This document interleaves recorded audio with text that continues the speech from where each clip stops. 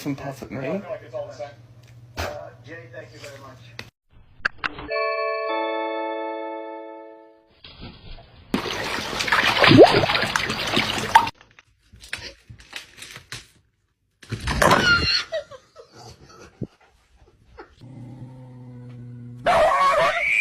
Sakın döveceğim ben. Sakın döverim böyle.